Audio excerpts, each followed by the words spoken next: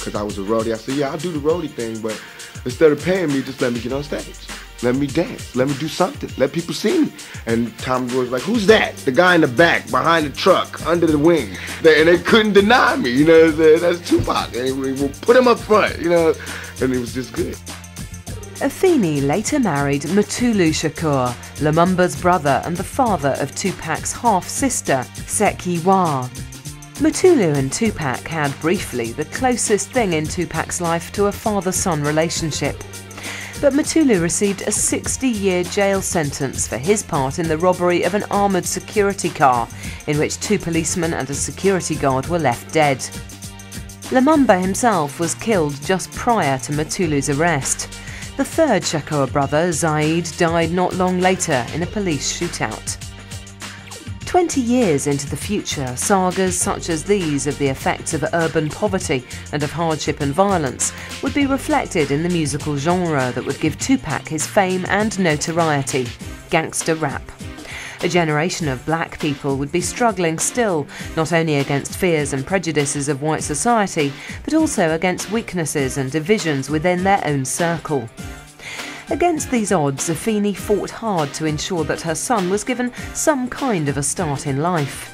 She responded to Tupac's desire to be an actor by enrolling him in the 127th Street Ensemble, a Harlem theatre group that was to be her young son's escape from the pressures of life. Here he studied theatre and dance, and at the age of 12, while acting in a drama, experienced for the first time the thrill of facing an audience alone on stage. It was a moment of revelation. Here he had found a place where he felt he truly belonged. Tupac knew then where his life was going. But it was to be a tragically short life.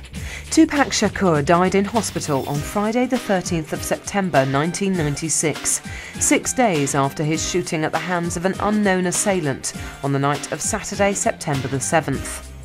He was the sole passenger in the black BMW 750 sedan being driven by his friend and Death Row Records supremo, Marion Suge Knight.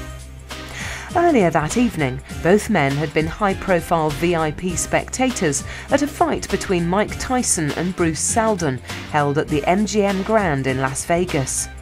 Tyson had snatched back the heavyweight championship from his opponent in 109 seconds flat. After the fight, Suge and Tupac were making their way through crowded Las Vegas streets to a well-known nightclub, the Club 662. They pulled up at the lights, and while Tupac and Suge were responding to the attention of 4 women in a car nearby, a white Cadillac containing 4 black men drew up beside them. A semi-automatic weapon tracked Tupac and opened fire.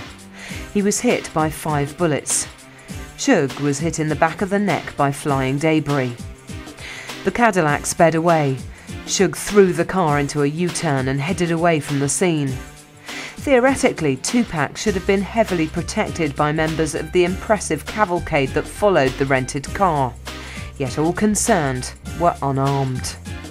Tupac's confrontational and often aggressive nature had made him enemies, and that evening had been no exception.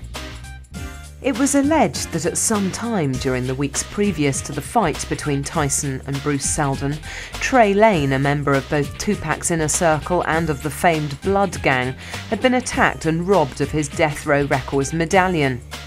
This would be a prized trophy for a member of the Crips, the Blood's rival gang.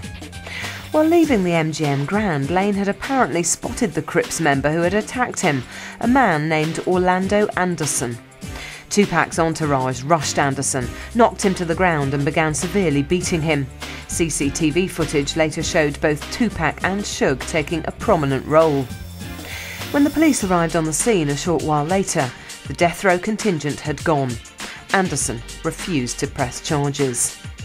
According to one version of what then followed, Orlando Anderson reported what had happened to East Coast rapper the notorious B.I.G., also known as Biggie Smalls, Tupac's former friend and then bitter rival. It was claimed that Biggie had attended the Tyson fight himself and was holed up in a Vegas hotel under an assumed name. The same account alleges that it was he who ordered that Crips gang members carry out the shooting. This was partly in revenge for the humiliation he suffered when Tupac had earlier released a song in which he claimed to have had sex with Biggie's estranged wife, and partly as a fitting end to the messy feud between the two former friends.